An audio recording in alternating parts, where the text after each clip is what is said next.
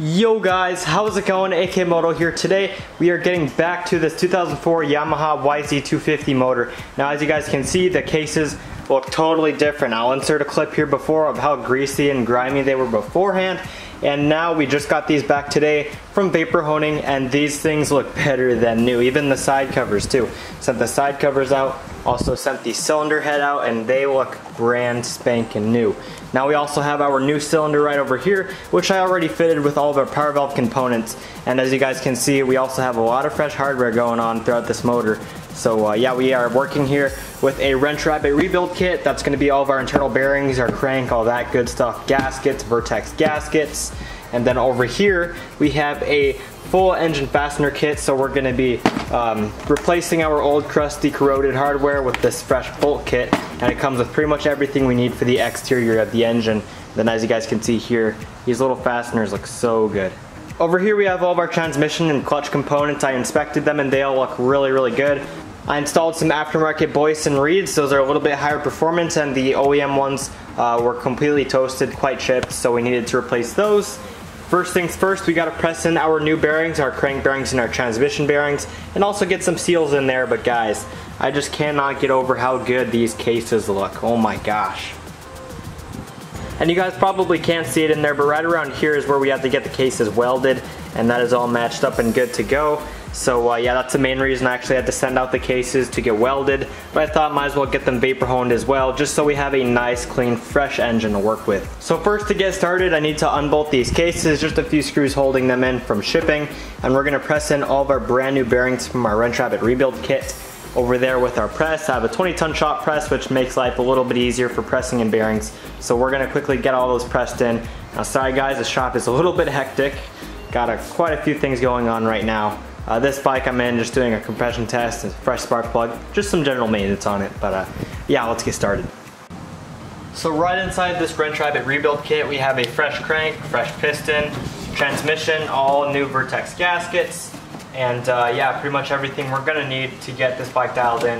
Now I actually already robbed a few gaskets from in here to assemble the power valve, but we have our brand new Vertex piston. This is a B-size piston. Perfect for our new B-size cylinder, OEM spec, all good to go. Here we have a main bearing and seal kit, and this is our transmission bearings kit. And then here I have an engine seal kit and a water pump repair kit that we're also going to be installing that came with this kit. And of course, right back here in the box, we have our fresh crankshaft assembly. These kits come with a brand new Hot Rods crankshaft assembly as a whole, so you don't have to rebuild a crank or anything. So that is slightly convenient. So right inside this crank box, we have a brand new crankshaft as well as a piston wrist pin. Alright guys, so I got all the bearings figured out and what cases they go into.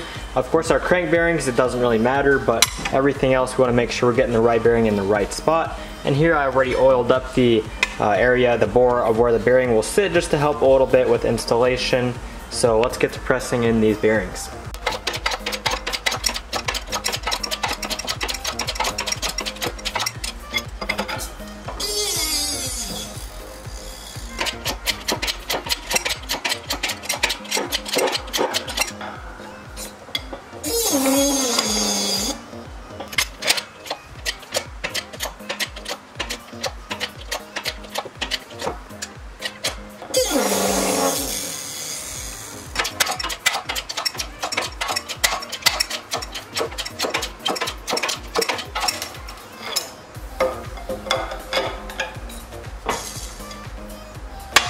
Alright, so we have all the bearings for the cases pressed into place, and now I'm going to install our crank seals as well as some transmission seals.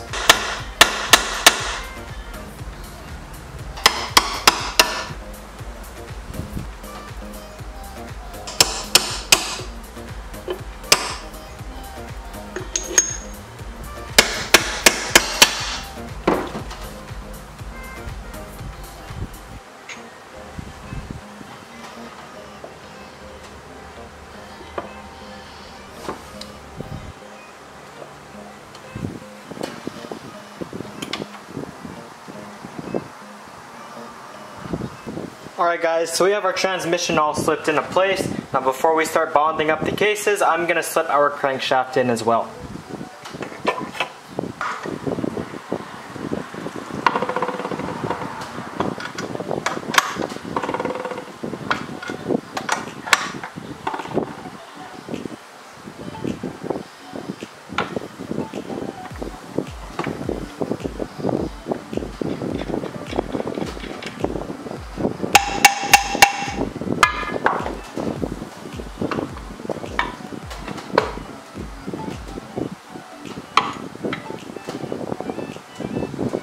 Alright guys, so we got all of our bearings in place and our crank assembly and our transmission assembly all in place.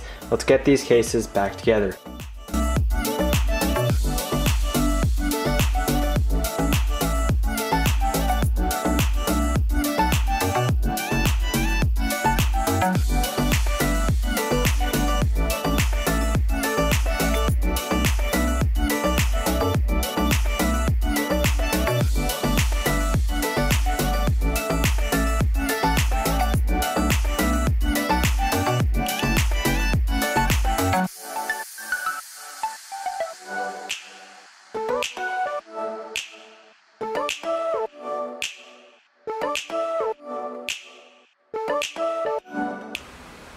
Alright guys, so we have all of our dowel pins in place. We have our little O-ring here for the coolant passage. Our liquid gasket or our sealant here is all the way throughout the case. So let's get these cases back together finally.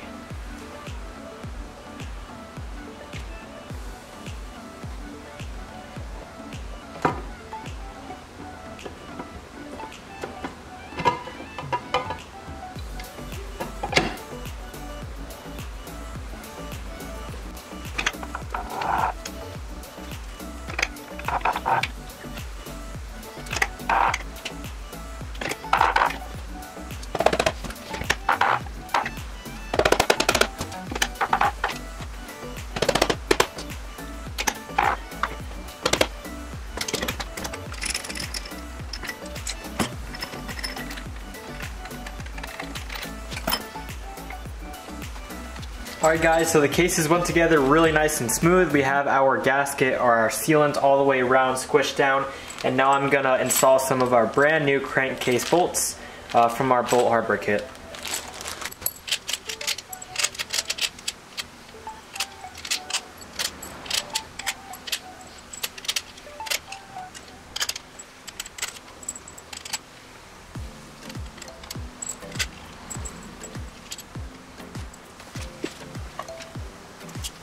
Now that all of our crankcase bolts are installed, I'm going to go in and run them all down. Then we're just going to snug them up a bit with a 1/4" ratchet. These really don't need to be too tight.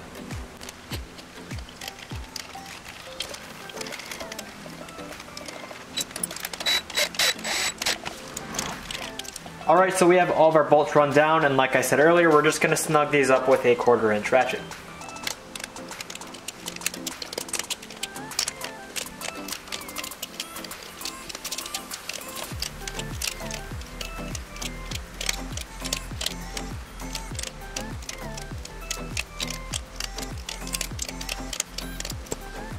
Alright guys, so the cases are together, the crankshaft moves nice and freely. Of course we do have its seals in there, so it's not going to totally move completely loose, but it moves here really nice and freely, no binding in the bearings or anything.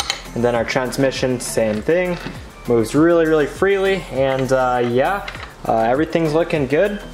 Now we're going to move on to the clutch side of the engine and start assembling parts on here. And we don't have to mess with the ignition side for now, so let's get straight to the clutch side.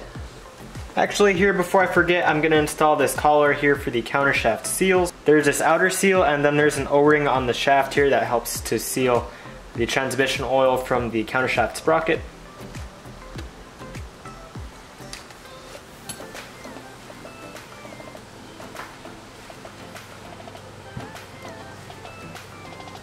Alright guys, we are ready to start assembling some components here on the clutch side or the right side of the engine. So let's get to it. First we're going to install some of our shifting components right down here by the shift drum.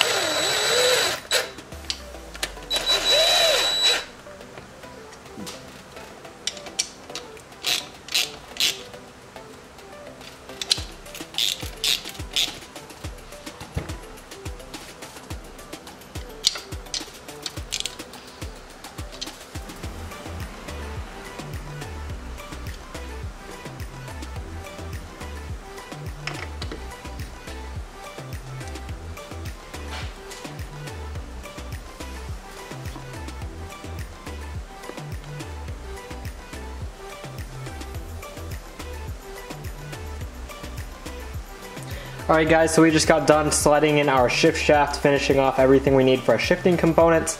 Now I'm going to move on to the clutch, as well as some of the stuff for the kickstart assembly as well.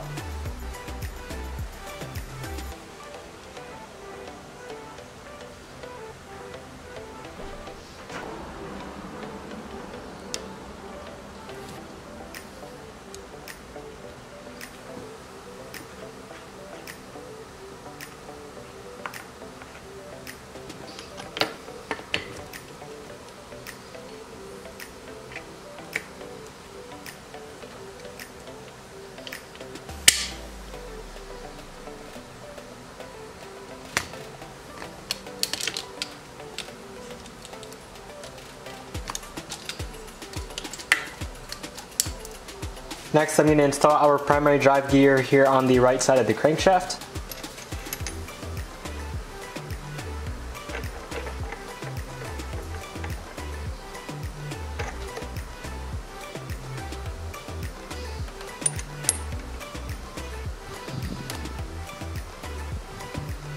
Next up will be our clutch basket.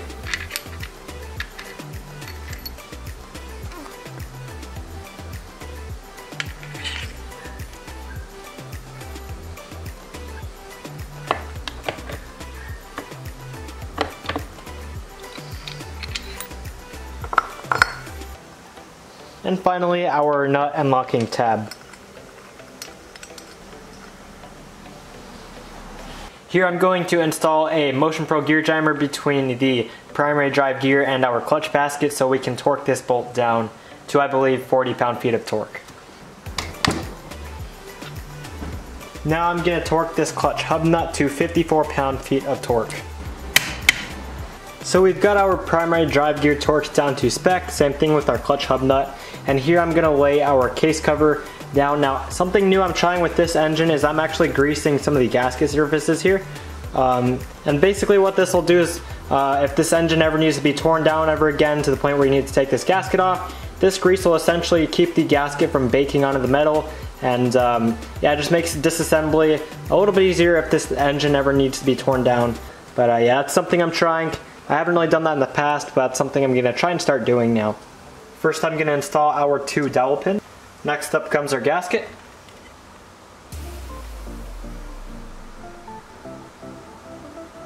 Now I'm going to install the case cover, making sure to align up any shafts or dowel pins. Just going to very slowly work this on. A few taps with the rubber mallet can help us out just a little bit. And now that the cover is on, we have a little baggie of hardware that we can install with this freshly vapor honed cover to get this thing looking nice and fresh.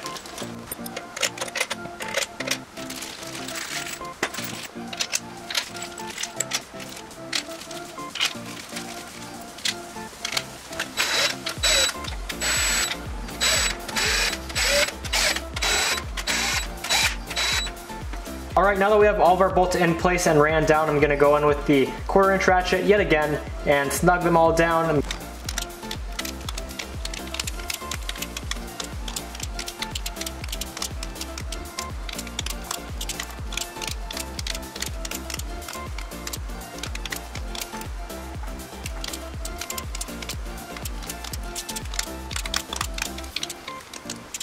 Next, I'm going to install our clutch pack.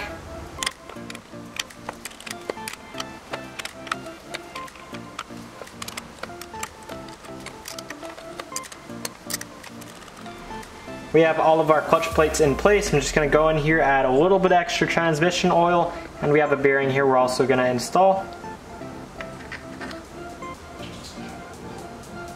Finally, we have our pressure plate.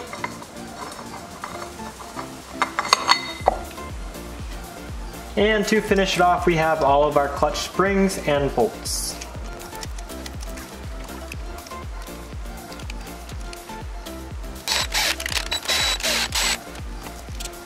And to snug these bolts down, yet again, I'm just using the 1/4" ratchet. These bolts also don't need a lot of torque, and I'm just using a 10mm socket.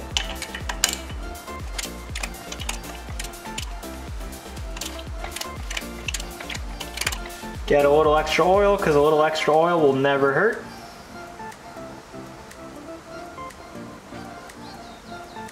And as the icing on this cake of clutch, we can install our cover here. It has an O-ring on the back, so we don't need to gasket, or we don't need to grease our gasket surface because it's an O-ring, and I went in and lubed up the O-ring beforehand.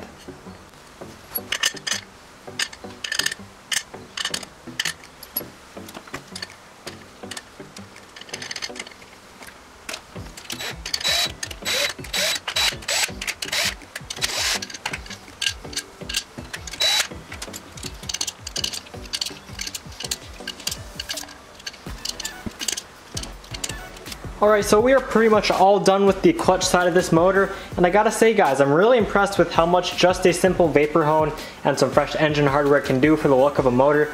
Honestly, this thing looks cleaner than a 2021 YZ250 off the showroom floor, and this thing is an 04, guys. So, now that we have all this side of the motor done, we are going to move on to the top end.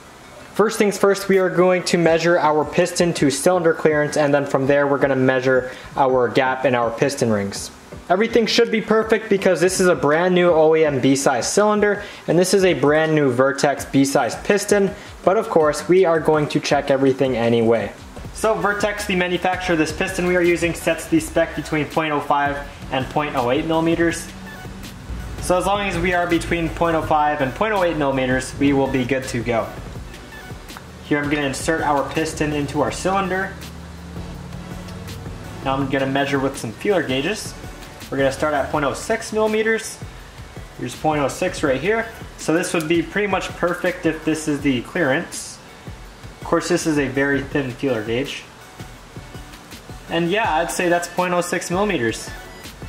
Let's go down to 0.05 just for the hex of it. Actually, I take that back. I don't have a 0.05 feeler gauge. The 0.06 fits perfectly as it should. And yeah, essentially our piston to cylinder clearance is perfect, and well, that's to be expected on a brand new piston and a brand new cylinder. They're both B-size, so these are literally manufactured to perfect specifications, but of course we're going to double check anyway, and this is perfect. Just a little bit of drag on our feeler gauge here, but nothing too crazy. Now here for our ring end gap, Vertex doesn't actually give us a set in stone spec, but instead they tell us the spec per inch. So our bore is approximately 2.7 inches in diameter. So we are going to take 2.7 and multiply it by the spec per inch, which looks to be about 6 to 9 thousandths of an inch. So we're just going to take the middle spec and set it at 7 thou for our calculation here. So it looks like we should be somewhere around 18 thou of an inch for our ring end gap. Let's check that right now.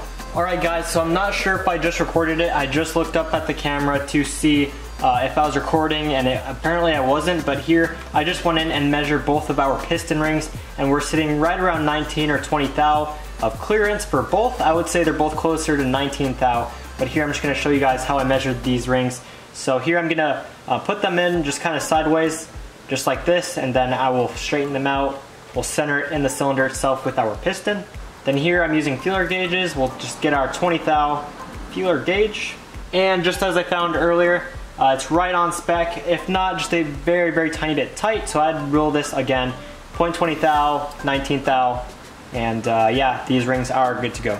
Now that we have verified all of our clearances are good to go for our top end, we can now install our piston rings onto our piston, and here these rings have a small letter by the piston ring end gap, and this letter will want to face up. Anytime you get a little letter on the piston ring, you're generally going to want that to face up. Here we will be very, very careful not to overstretch or bend our piston ring. We just want to very slowly work this one into place. There's our bottom ring installed, and now for our top ring. And on this piston, the two rings provided are completely identical, so it really doesn't matter which one goes where.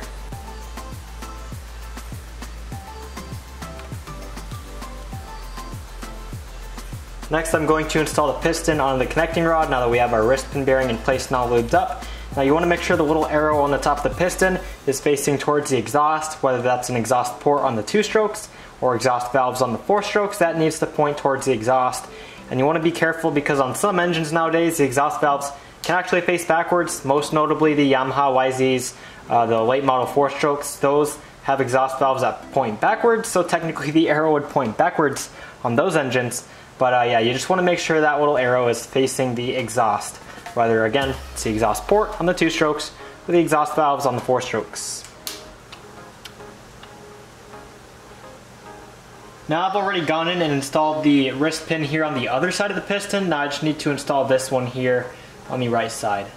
Here I'm going to install this circlip with the aid of some needle nose pliers. Of course, when you're using pliers, you want to be very careful because these are steel. This piston's aluminum, and in a battle between these pliers and this piston, these pliers would win, this piston would get damaged. So of course you want to be careful when using any type of tool around your piston, especially when putting in the circlip, because it can be very easy to scratch and scar the side of the piston. And of course we don't want that. These circlips can be real buggers to put in sometimes, so my only advice I could say is just to take your time and work at it slowly. Don't rush it and don't force anything.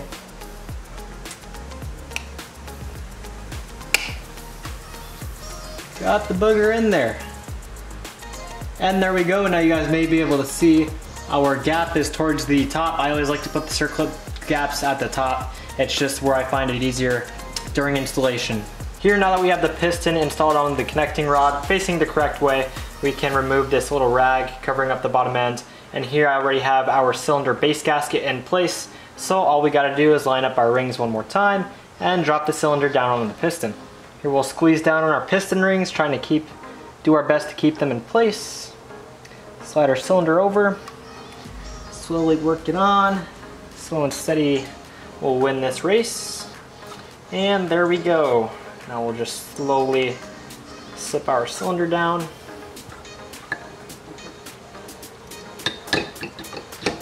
Get it lined up with our cylinder studs and dowel pins. And just like that, good to go. As you guys probably guessed, of course we have some fresh hardware for the cylinder as well. Not gonna lie, I'm really starting to like this bolt kit.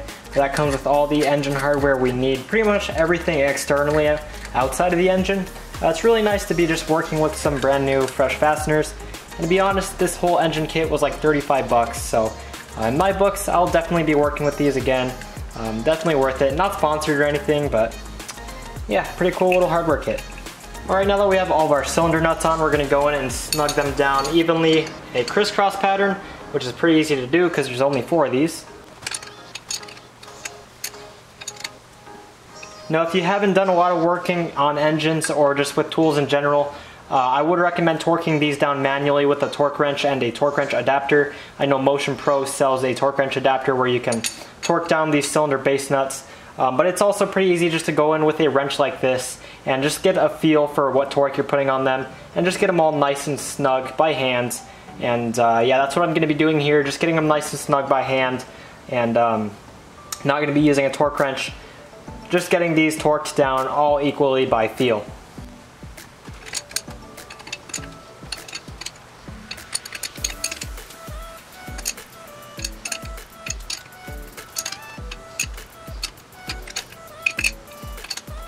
Alright, we have all of our cylinder nuts tightened down, and just take a minute to look at this engine, guys. It's all coming together really well, if I must say so myself. Look at that beautiful piston.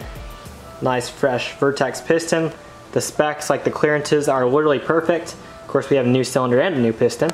But yeah, the specs on that are literally perfect. We got a lot of fresh hardware all throughout the engine. Next thing we're going to do is connect up this power valve linkage right here and get our cylinder head put on along with the reeds. Right here I'm going to connect the power valve linkage arm, and then we have a little 8mm bolt to go right over here.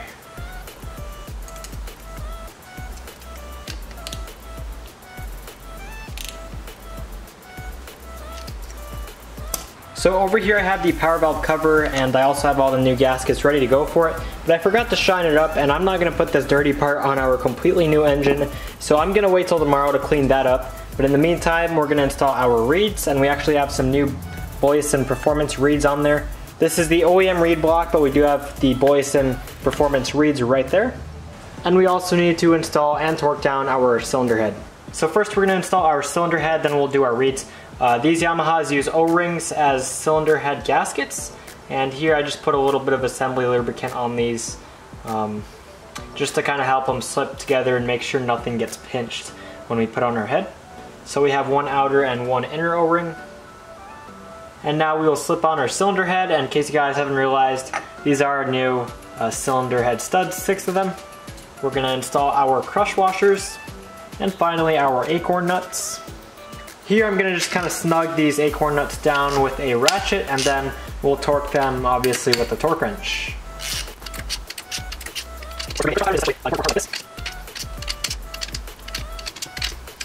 Now I'm gonna torque all these acorn nuts down to 18 pound-feet of torque.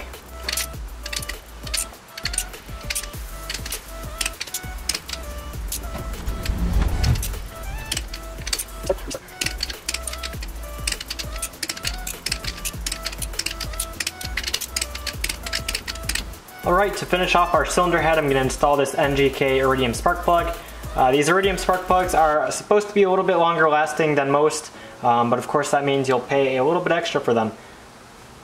And the torque spec on the spark plug is 14 pound-feet of torque. I'm just going to snug this up here with a ratchet. That'll be good. Here we're getting pretty close to the end. Let's install our reeds here.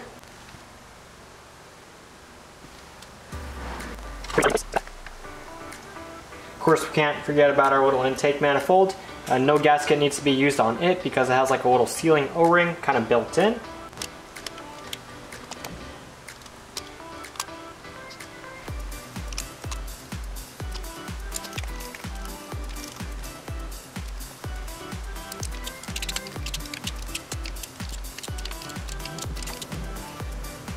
Now here I'm not going to put on the flywheel or anything. I'm just going to put on the ignition cover and the case saver just so you guys can get a quick sneak peek at what that'll look like.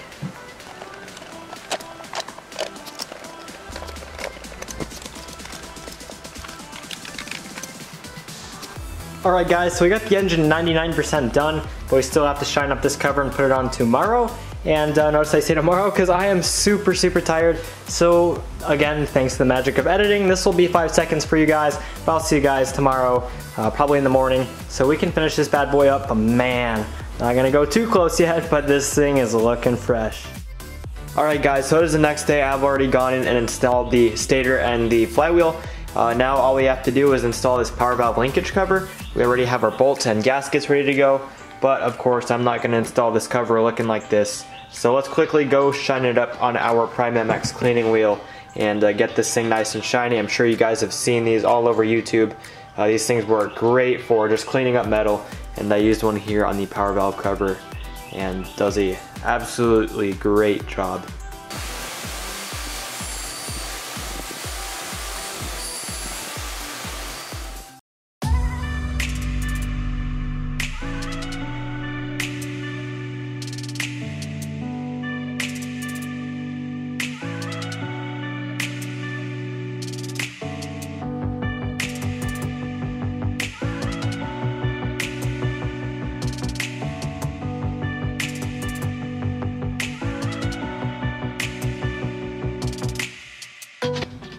Alright guys, so here's a completed bike right here. I'm gonna start it up for y'all, runs good. I've been working on this bike for someone. This isn't my bike, it's a really nice bike though. But yeah, I've just been doing this bike up for somebody. I've obviously got the whole restyle kit. New bars, grips, levers, full clutch perch right there. Chains, sprockets, obviously the full motor, we went through and did that. Front wheel bearings, looks like we got a new rear tire on there. Just a lot of little stuff. New hardware kit. But yeah, I just went through and just did a lot of little stuff. Bike needed quite a bit of work when it came in. So yeah, I got it all dialed in for them, and I'm gonna set it up for you guys so you guys can hear this bike sing before it hits the track, hopefully tomorrow. I'm still waiting on a few little fasteners, but the bike's pretty much ready to go. I'm not gonna get those in time, and they want to go ride it this weekend, so no problem. But yeah, here's the bike. Yeah, it's a pretty nice bike, especially mechanically. It's pretty sound. I mean, eventually I could probably use some new rims or something, but you know, everything important is pretty much good to go. I greased up the steering stem head bearing and rebuilt the front forks with new OEM seals, bushings, and yeah, I'll start it up. And I know I'm gonna get comments about me revving a freshly built engine, guys, but I've already ran this thing a few times, took it up and down the streets, run through the gears, given it a few heat cycles, so I'm not gonna hurt it in any way. And if I were to damage the motor just by revving it here, then the motor was kind of doomed to begin with. But yeah guys, just got this thing all freshly dialed in, and it's a pretty good bike, not gonna lie. Kind of make me want one. But yeah, no. Motor's running real nice, and jetting seems pretty close. And yeah guys,